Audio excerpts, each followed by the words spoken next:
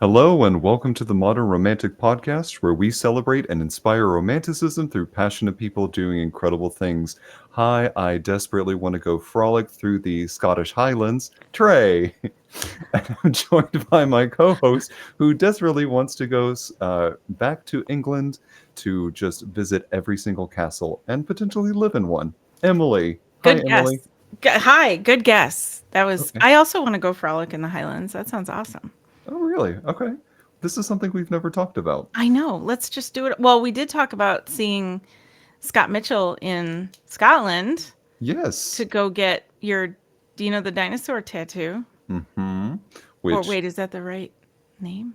Yeah. Anyway, Diego the Diego the dinosaur. That's right. hmm I have not forgotten, and I still follow him on Instagram, and so I Mm-hmm. see lovely things about his tattoo studio.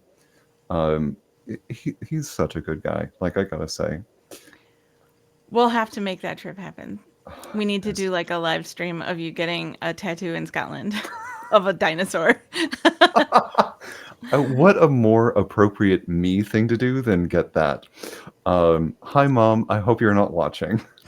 Anyway. No. No, don't say that.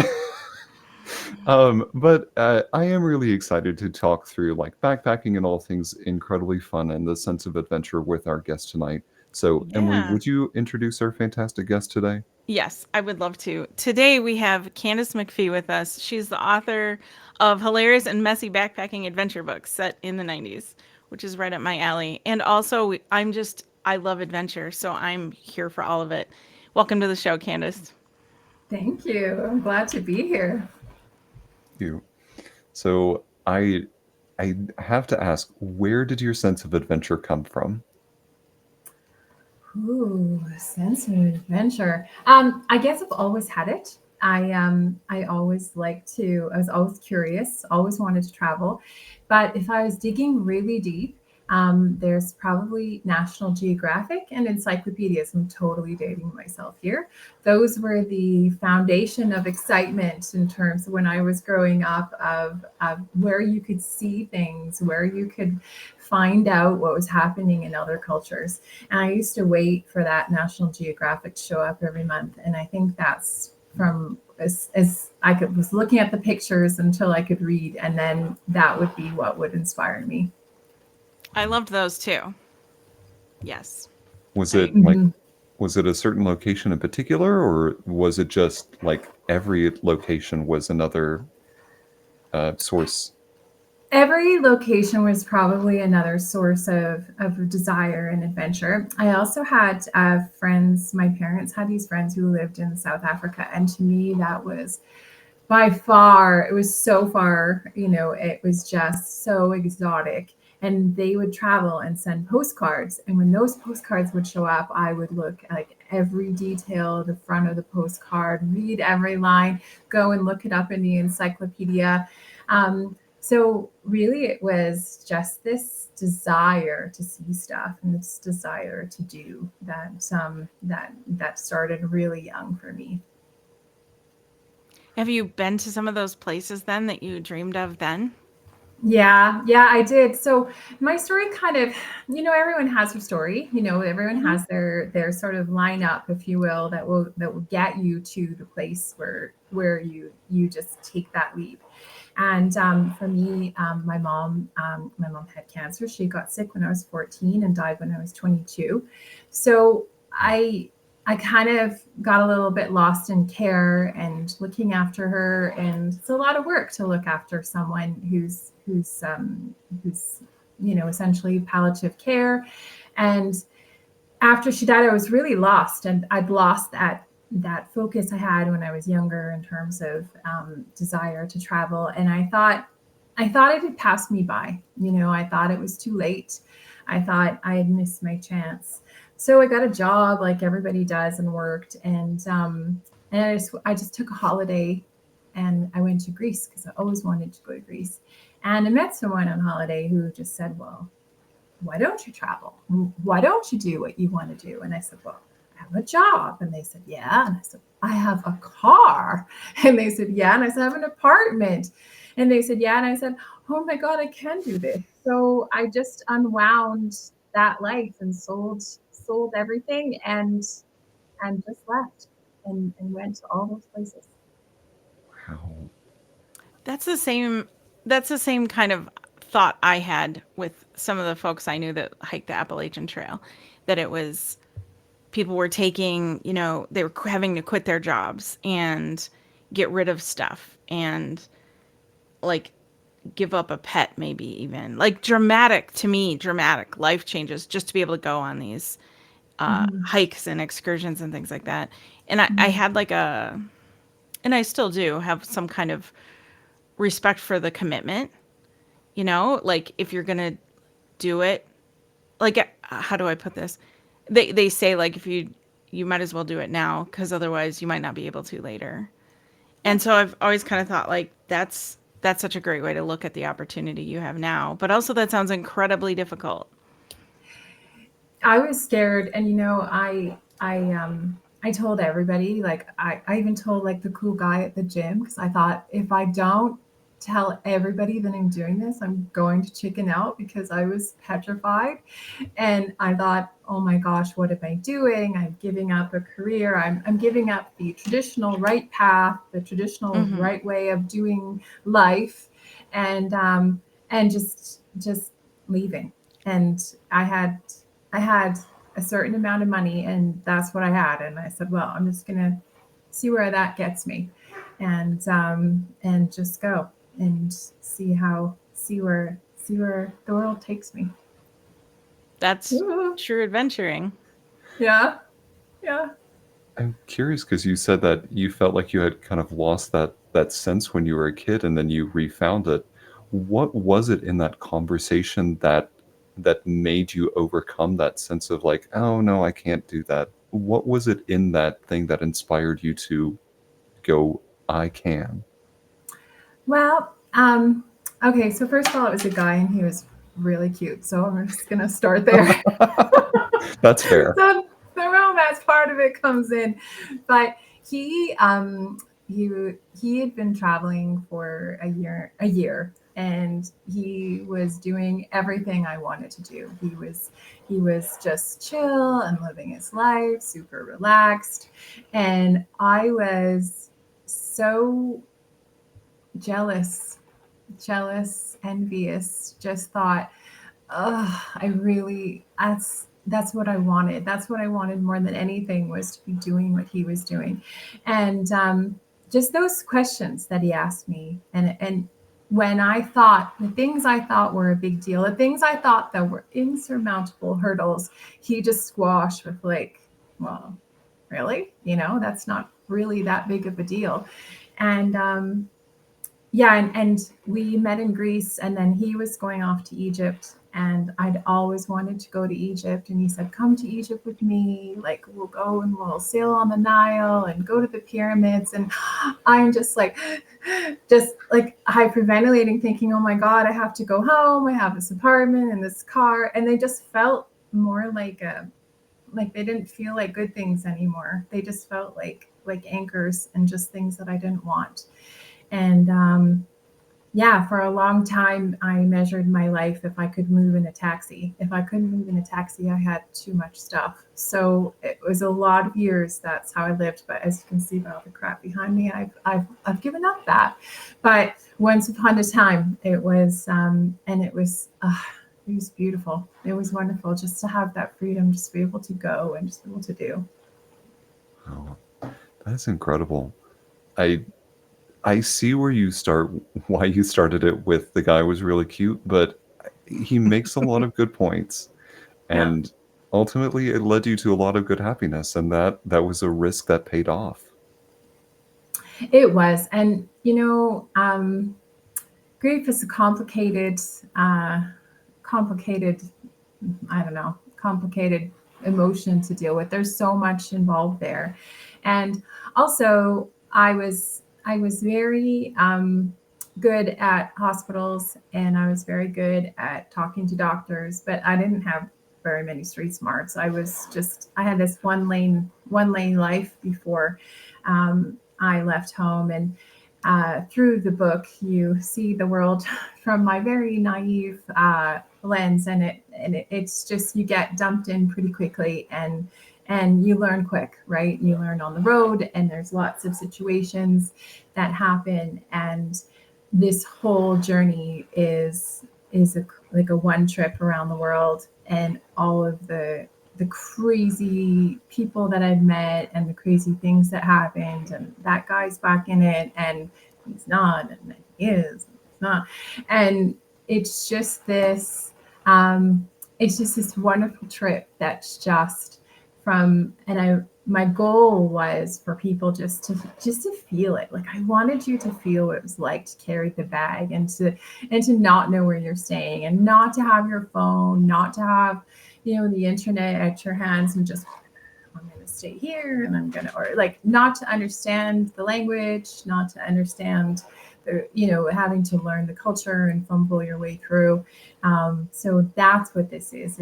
It's funny. I'm like completely honest with all of the silly things I did, and it's all there for you to enjoy and cringe and laugh and cry and all of the good stuff.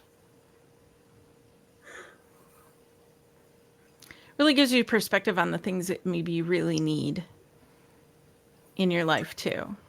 Yeah, I had it all in my backpack, and I would just kind of say, okay, one sweater, a couple t-shirts. You don't need that much. You really don't. And there's times where I felt really kind of, I don't know, kind of not so confident about myself, because maybe my clothes were a little worn out, and my shoes were a little scuffed, but generally it was just fine. Yeah. Wow. Knowing what you know now, would you go back and do that even on like a smaller scale? Or I don't know what I'm trying to ask here, but I'm still curious about if you would go back and you would do the same thing now. Like if I am sitting here now and you beamed me back and said, okay, like you could see the future and you knew how it was going to turn out and all the bad things that were going to happen to you and the good things that were going to happen to you, would I do it again? Is that what you're asking? Different Or would question. I do it at this age? Yes to both, honestly. Okay. So would I go back and do it again? Absolutely, yes. Knowing everything I know, there's not much I would change. And if anything, I don't know, just going through it all made me such a different person. I think when I was growing up, it was all sunshine and roses. I had a nice childhood, and then the hammer came down, and then we got the cloud over our house for a lot of years. My mom was really sick. Like it was pretty advanced, but she fought like heck because we were pretty young when she first got sick, and the remission periods were very few and far between. And when she was feeling good, she was out of the house, right? And then so this whole discovery of going through this and just completely changing, I didn't know. There was so much I didn't know. I mean, at that age, I don't know. I think I look at my kids today and they have access to a lot more information than I did. And some of it's a load of crap. So I don't know if it's real or not, but I felt, I had a lot to learn. So about life, I think, not about, like I said, a new hospital. I didn't know life. And that's what I learned. And in myself, I didn't know myself. I spent all this time looking after other people. I was looking after my family, looking after my mom, and I didn't really know me either. So I didn't know what I liked. But I don't think that's completely abnormal for any, person in their mid to late 20s. A lot of people are just like, I don't know, do I like this? Do I like that?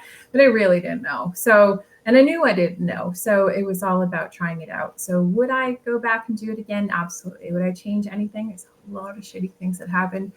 Would I change them? If I had to take the whole thing or nothing, I'd take the whole thing all again. Would I go back and travel now? Absolutely. Would I do it with a backpack? No way.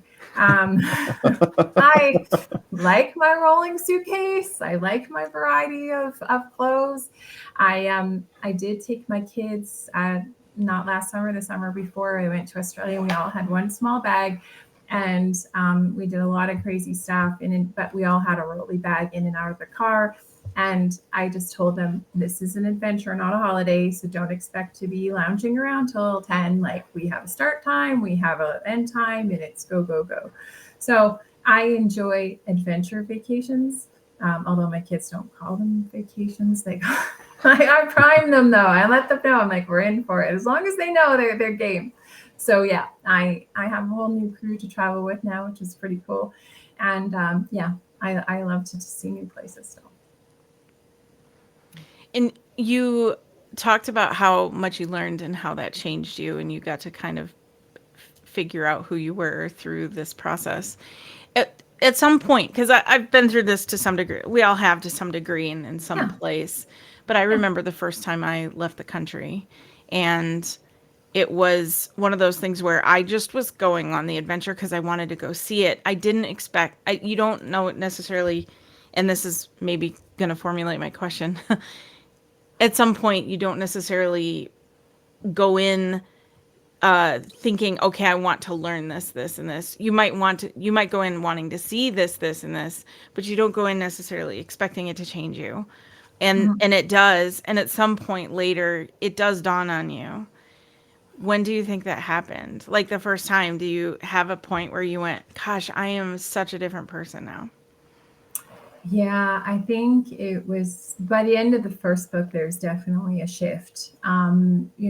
Just the first book, it's all about, okay, taking the leap, going, doing it. And just, I live in England, and I work in London, and I live in this crazy apartment with these like Spanish couple that have sex all the time, and these crazy Australians.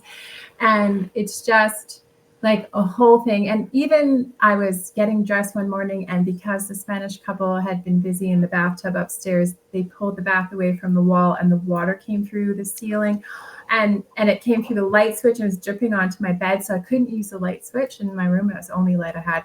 So I had the curtains open, and I just gotten out of the shower, and I had forgotten that there's a bus stop outside of our apartment, and we were on the second floor, and it was a double-decker bus.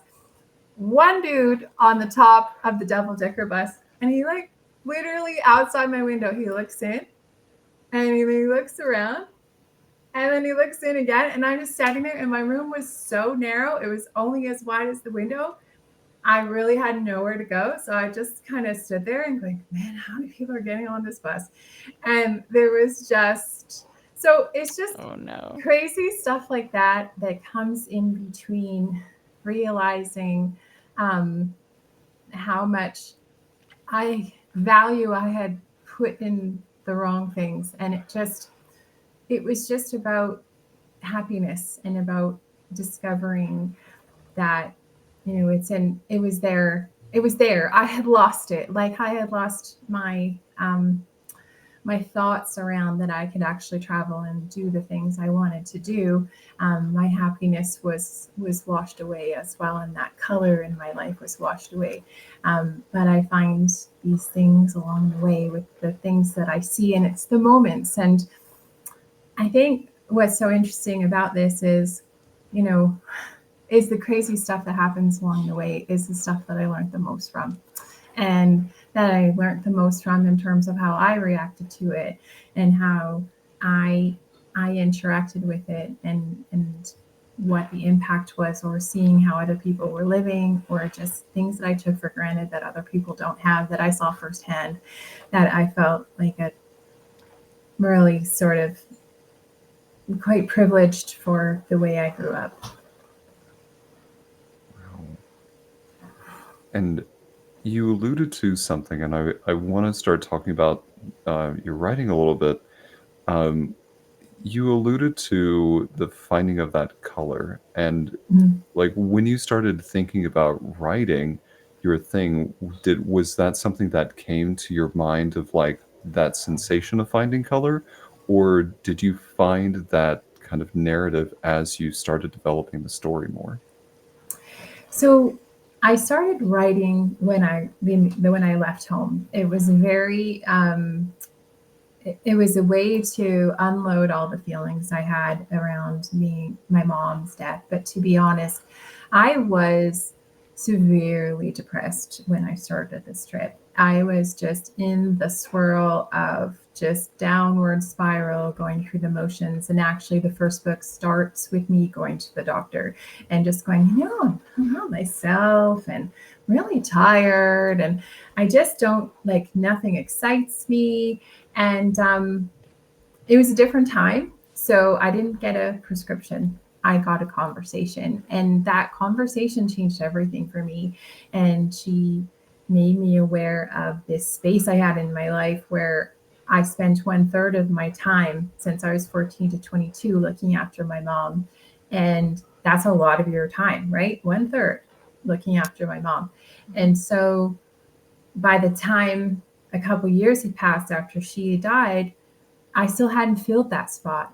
And it was this vacancy in my life that I didn't realize was there. And that's why I was so upset, because I was lost for all that time. That time in my day, 1/3 of my day, I was like, I had no idea what to fill it with. And that's what she said to me. She said, you have to figure out how to fill this. And that to me was like, whoa, okay. And that's when I tried to go to Tai Chi. I tried painting classes. I tried dragon boat racing. I tried all sorts of stuff.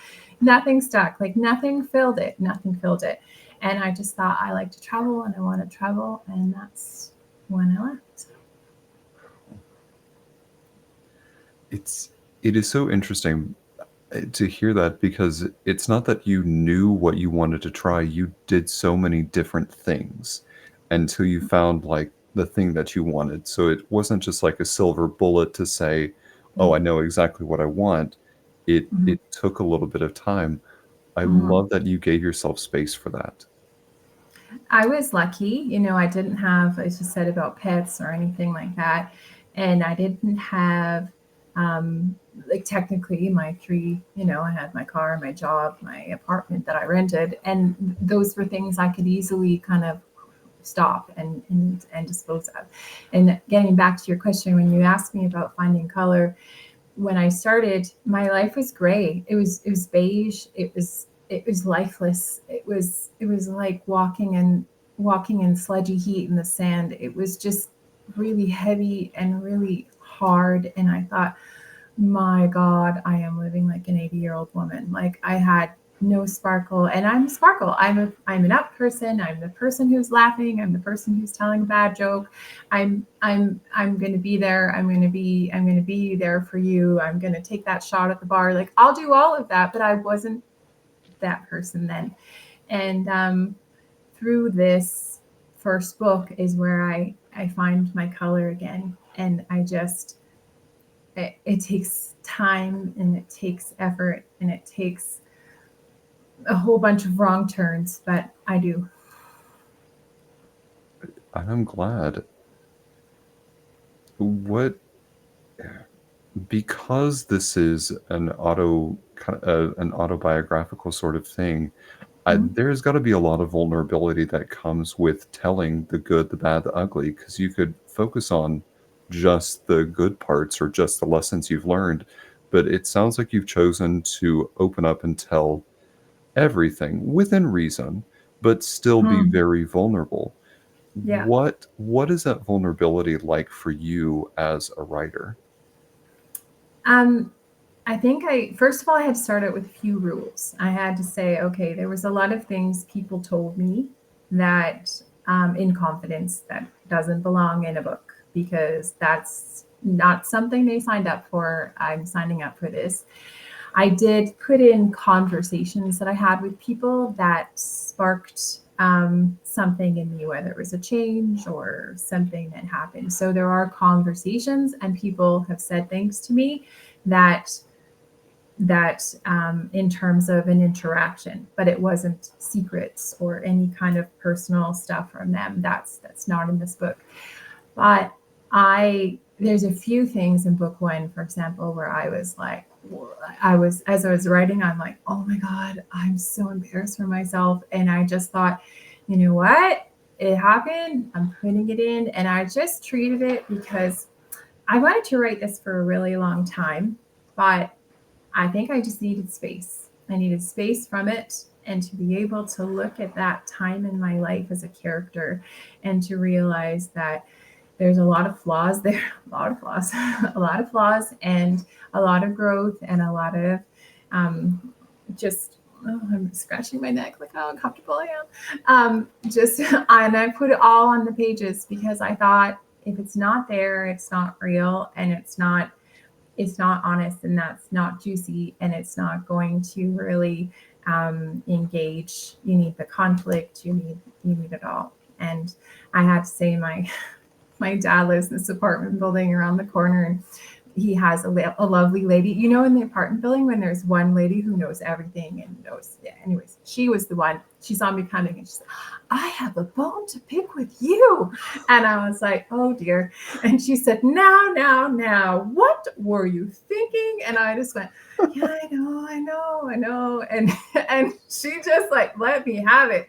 And I said, fair enough. Like, you can let me have it. But yeah, so all of those extreme vulnerabilities and extremely silly things are all there, but the fun stuff's there too. And it's a lot of it too in the first book is really my complete misunderstanding of England English versus North American English, because there's a lot of things that aren't the same. Right. So yeah, like pants and pants. Our pants, you know, we have pants. Their pants is underpants. So there's a few sort of good ways to make a few mistakes when you're not using the right pant. Or like a jumper. Yes, a jumper or a purse and a handbag. And you sound like your granny when you're talking over there because you have to say, pass me my handbag. If you say, pass me my purse, someone will unzip your purse and go in and pull out your wallet because a wallet is a purse. Yeah. So anyways, just stuff like that just takes a little bit of time to work your way around it. Okay, now I will admit the purse thing I did not know about. Yeah. Yeah, you're like asking someone to pickpocket you. Yeah, exactly. Yeah, and that happened to me one time. I was at a bar and they passed my wallet. I'm like, what are you doing? Why are you going in my purse? They're like, that is your purse. Yeah. So anyway, I know. And I'm like, you know what? I like to consider myself as a reasonably intelligent person, but sometimes I just, you know, completely miss stuff. Yep. But it's like you said, it's all part of the learning journey. It is. Yeah, and those are the things that make the great stories too. So it totally makes sense. Yeah. When we got off the plane in Heathrow, we were asked where we were going, and the answer was Edinburgh, Scotland. And that is not how they say it. And I had two security officers laugh at me. Openly laugh at me, and I was like, you're laughing at me, and they said yes, and then they taught me how to say it, and I was like, I'm never saying it differently again now. I'm going to the place that starts with an E in Scotland. Right. Yes, I know.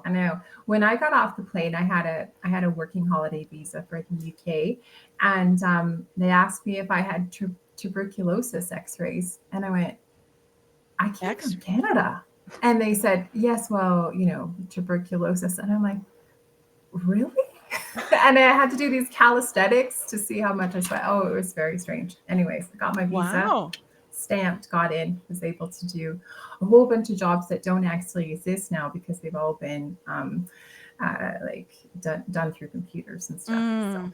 So yes, the old stuffing envelopes, typing things in off paper. Yeah, those fun things. A tuberculosis X-ray instead of like a TB time test or the things they do now. Yeah. So I just imagine you pulling out an X-ray. Yes, I have it right here. 1 second, and I keep it in my handbag. I know, in my handbag. Yeah. In the pocket of my trousers, not Right. in your pants. Because then they would really have a problem with your tuberculosis x-rays then. Yeah. I love that. It's so funny. No, ma'am. No. Like, Don't have those. we will not approve your visa. Yeah. Even before you get started, you're done. Go home. That's hilarious. Yeah. I'm curious, because you sat down and you started writing this book. How long do you feel that it took to find your voice in writing? A long time. Let me tell you, it was one of my top most humbling experiences.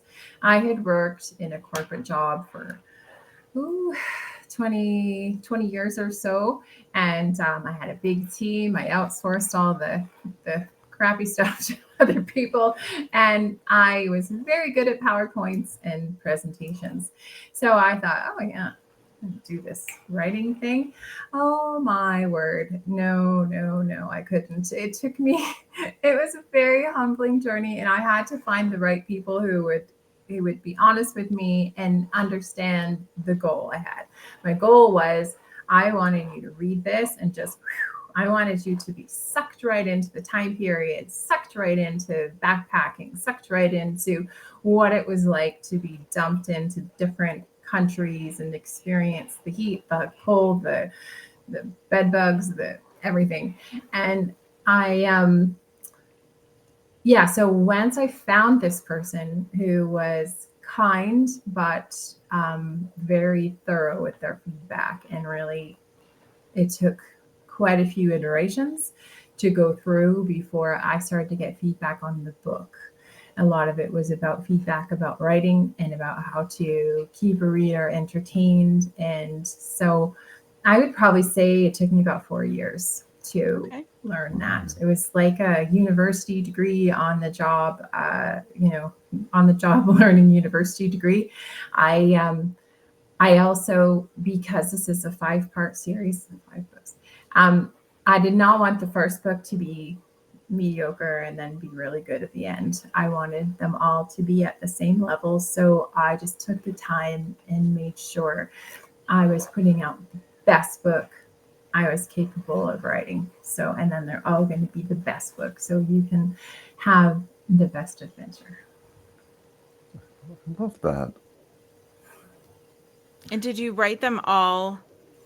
Like, did you write one and then write another one and release? Or did you write them like to get more together? I wrote them all. So basically I started with like kind of transcribing the journals and then just chopping them up mostly by geographic location. Okay. And then started to craft them into a story. So once I understood what the arc was in terms of what I wanted to share during that particular book, I was able to really enhance, like I kind of knew which scenes, like as in adventures that I had, needed to be maybe expanded or a little bit less or whatever. But yeah, so each book has its own sort of story. You can read them independently. My 3rd book comes out in a couple of weeks, and that one's in the Middle East. So that is when I actually got to see pyramids and do all sorts of stuff. But it was it's grittier than I anticipated, just because it's not an easy place for a woman to travel the Middle East. And it comes with its own spin-ups of challenges, a little bit different than Pants and Pants, but so they're all different. But yeah, Pants and Pants. Pants and Pants. Well, I don't feel like that's going to be the next, like, Boots and Cats, Pants and Pants, Pants and Pants. Pants and Pants. Yeah. All right. Anyway. I had a question and it left my mind because I said Pants and Pants instead. Man, happens to me all the time. it was about like the romance of some of these places and how, Mhm. like, for instance, here's a for instance. Like Paris is heavily romanticized, Mhm. heavily, between Moulin Rouge and the Eiffel Tower and the Leaning Mhm. Tower. Like there's all these things in Paris that are, Mhm. uh, Mhm. you know, they're bakeries and things like that, and just the language. Oh It's yeah. so romanticized. What is a Yeah. place that you would not expect to? I guess how am I asking this? What's a place that actually deserves, in your mind, the romanticism it gets? Oh, the romanticism it gets. Well, at the time, it didn't have it, but I think it does now, is Croatia. Oh, And Croatia is, um, we took I was traveling with this Australian girl and a woman, and we ended up in Zagreb and we rented a car. And it was a real treat because we had been humping the bags around for heat, like for ages. But driving down the coast of Croatia has to be one of the most beautiful things. They have, I don't know, over 1,000 islands. A couple of them are populated, but it's very popular now because Game of Thrones is filmed in Dubrovnik, which is in the very south of it. But to drive down the coast, it is like it's just beautiful. Like the water is this blue, it's like a twinkly blue, and the sky, there was a cloud in the sky, and it's got these rocks that are like like a not red but like a rust, and it's not sandy beaches, it's rocky beaches, but all of the little towns are all on these little peninsulas, and they have walkways all around with these beautiful buildings on the inside, and you can literally just take off your dress, well, not with your pants, but with your bathing suit, and leave your bag and just jump in the water and go for a swim and cool off, and then just climb out. It is so amazing, and the people there do not care about you at all. Well, when I was there, they were like, we were completely ignored, which was such a difference from the other places we had been, where we had been flashed and oh other goodness. things. Oh yeah. Oh yeah. Yes, that was a good one. And all sorts of other things had happened where we got a bunch of, maybe not my favorite type of attention, but nobody cared about us. It was amazing. It was just, we could just go and be. So that deserves a romantic label, if you ask me. I'll have to look into that. You do, and it is quite popular now because of Game of Thrones. But you can drive from Dubrovnik down to, from Zagreb, which is capital up north, down to Dubrovnik. Doesn't take loads and loads of time, and then you can ferry hop. So we ferry hopped to Korčula and Hvar, and then came back to Split. So there's this neat little loop that you can do, and it's fantastic. Hmm. That would totally be up my alley. Also, the Hmm. Game of Thrones thing. I know that was cool too because I walked those streets before Yeah, shame happened. So yeah. very Hmm. cool. Yeah, I that would be know neat to see in person. it is. Yeah. The more stories you tell us about your travels, the more jealous that I'm getting. So it's been great having you on the podcast. I'm kidding. No. Yeah. Uh, but I mean, it's incredible. I'm curious how your kids, what your kids' take on some of these traveling journeys is, and what their aspirations for travel are outside of the adventures that they take with you. Yeah. So they're in the school of hard knocks. Like my husband's a bit of a drag. He doesn't sign up to the adventure, not a vacation thing. So we kind of leave him behind. Sometimes we go early and then he meets us for when we're ready for the vacation part. And I think I have 3 kids, so 1 out of 3 is keen to travel. So my oldest, she definitely has the travel bug, wants to travel after she finishes university, and I'll be there packing her bag. And she's a ski instructor, a certified ski instructor. So I'm like, if you get to New Zealand and want your skis, I'll fly them over, and you can get a job and be a ski instructor there for a while. So yes, so 1 out of 3 is down for the travel. I have not. I have put on an 18-year-old caveat to read the books, just because there is, uh, like I said, there's all the good and all the bad's in there too, and a lot of the bad is very bad. So I wanted them to have a little bit of age on the clock before they read them. So yeah. That makes sense. Mm-hmm. So for somebody who's wanting to do this and Yeah. is maybe in the place you were before you figured out this is what you wanted to really do, and they've Mm-hmm. thought about it, you know, maybe I'll quit my Give it a job go. and go somewhere. What advice would you give somebody who wants to just dive in like that? Well, my I guess to get an objective, I'm a real nerd at heart. I love plans. I love it all. I'm super nerd. So I think if you have your travel objective, for me, there was things I wanted to see, and I didn't have a time, like, so much time in your life now. You're like, okay, I have exactly 2 weeks, and I have to see all this stuff, and then back home, right? So this was the complete opposite. I had all the time in the world and a limited amount of cash. So I knew that for me, it was the cheapest way. The cheapest way was the best way. If it was the bus, walking, third class, catching a lift, whatever it was.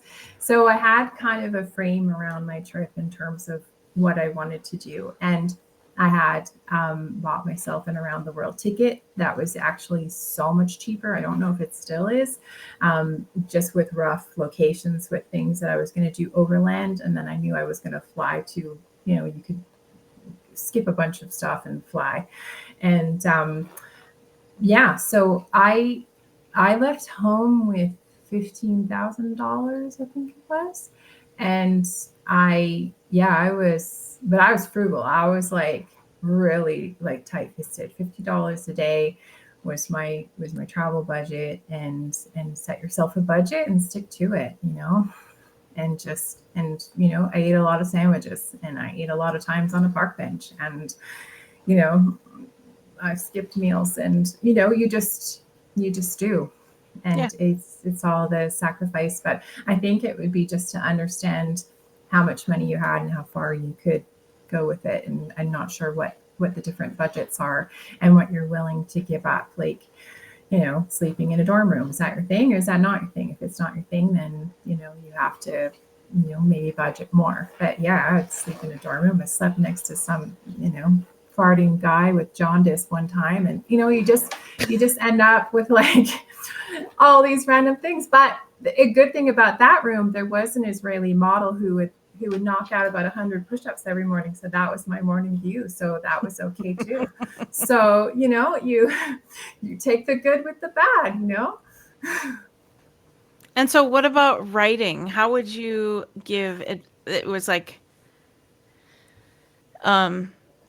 you gave some advice already a little bit, like kind of what it took for you, but what would you tell somebody who wanted to start writing then, based on your own? Tell someone who this is what happened to me in book 1. And someone said to me, if you have a book inside you, then it's your duty to write it down. And I thought, oh, okay, I'll take that. And I think anybody can write. I wanted to write a good book. I wanted to write the best book I was capable of writing, and that took a lot more work than just the first pass writing it down. I edit within an inch of the life. I go over it, I listen to it, I go over it again, I review, I do a word search. I even assign words to certain characters, like certain characters get these words and I only use them a couple times. I do not use them anywhere else. Like, I am so specific about it. And yeah, I'm probably nerd alerts going off just now, but I just I think it was just me. I wanted to do it, but I think one of the things is that it's a very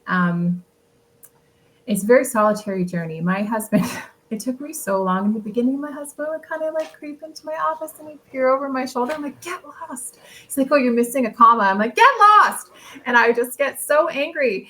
And I'm like, you're not helping me just now. And I was a bit like Jack from The Shining, because I would just sit and rewrite and rewrite. And then once I put out the first book, then he goes, oh, okay, I understand. So I think the other thing is don't compromise. If someone's trying to get you to go faster or get you to chop up your book in a different way than you want, just have, like, again, like if you're going to take the trip or do the writing, have a vision, have a structure, have an understanding, and then eat your humble pie and understand when you need your help. Because you have to like open your chest up and get all that feedback, and it's so personal, but it's all there to help you, right? But you have to get that partner that you trust and understand who they are and understand how they can help you. So that's I looked hard.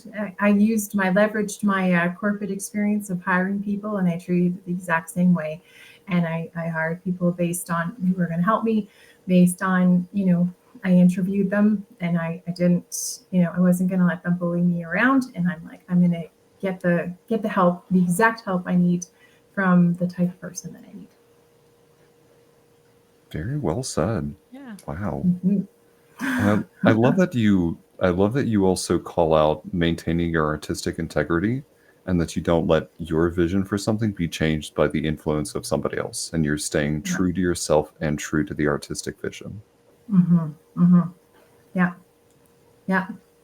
Yeah, I would have been really disappointed if I had taken the first person who I came across and said, "Oh, well, you know what you should do," and I'm like, "Oh my God!" As soon as someone says, "You know what you should do," I'm like, "I know what I should do. This is my story. I know what I want the story to be. I might not have written it as good as it could be written, but I know the structure, and I know that I understand. Do I understand the art of how to make it the most compelling story? Not yet, and that's what I needed to learn. And I understood where my gap in my personal competencies were around writing that I needed to develop and hone, and to be able to put the story together so that it's not an itinerary or not a travel guide or not, just a highlight reel. It's a story that will immerse you and will suck you in.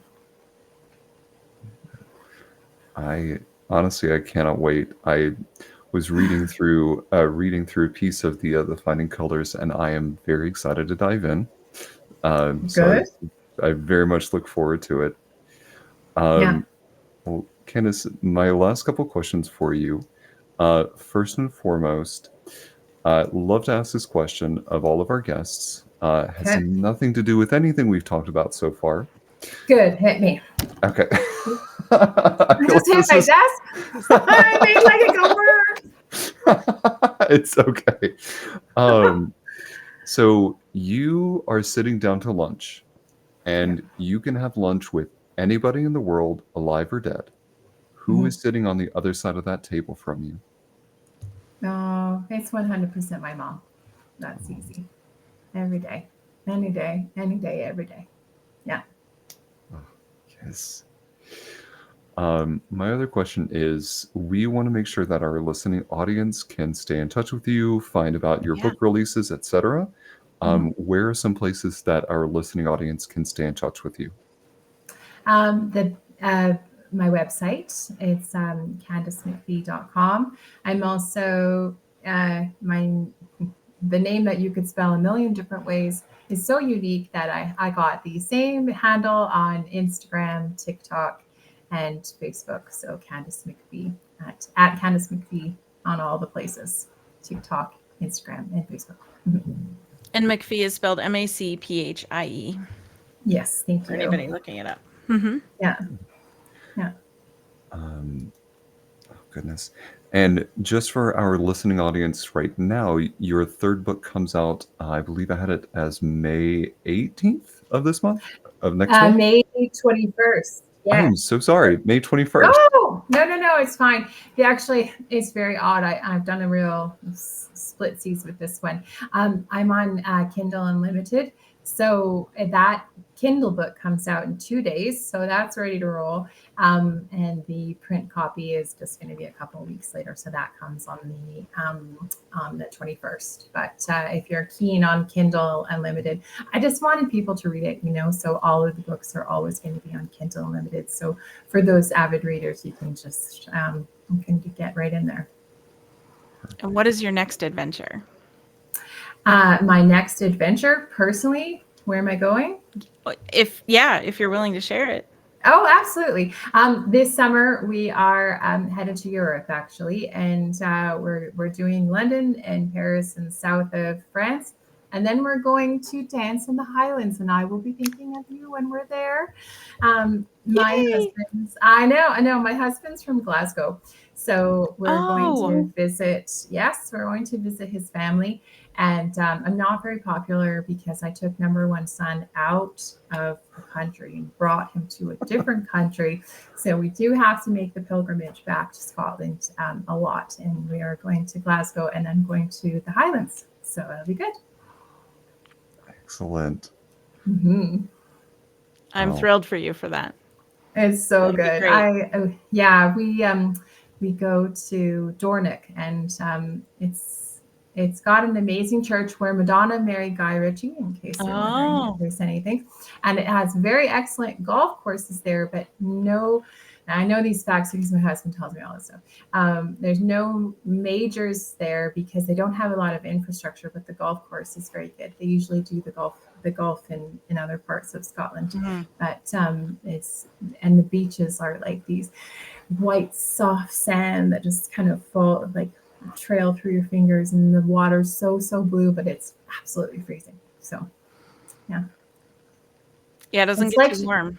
It's like Shetland. Have you ever watched the show Shetland? Mm-hmm. No. Okay, it's quite a good one. It's on again, British husband, right? So it's on BritBox, but there's Shetland, and it's got all of these beautiful just these beaches that just go on and on, pristine beaches that you would think wow, but the water's freezing. So that's why there's not loads of folks there. Have to check that one out too. Mm-hmm. Mm-hmm. Yeah, it's a good one. Candace, I have to say, the way that you talk about adventuring and the way that you talk about your writing, I'm really excited for our listening audience and for myself to be able to get to experience this. So truthfully, I really look forward to continuing this journey with you, though I will admit I'm not going to be the woman from your dad's apartment building. I will not come back to you and go, "What were you thinking? What were you doing?" I promise I won't do that. Well, you might when you anyway. I'll just leave it there. Totally fine. But sincerely, thank you so much for being on the podcast with us today. Yeah, it was super fun. It was lovely to speak with both of you. Thank you. Thank you. As we close this episode out, just want to remind our listening audience that you can find more episodes. We're on YouTube. We are on a lot of different places. Check out our Patreon for more behind-the-scenes content. And we did not make this announcement a few weeks ago. We completely missed it. But we just hit 10,000 subscribers on Facebook. I'm sorry, I should say 10,000 followers. Let me get my naming conventions correct. So I want to say a sincere thank you from the both of us and all of the team at Modern Romantic.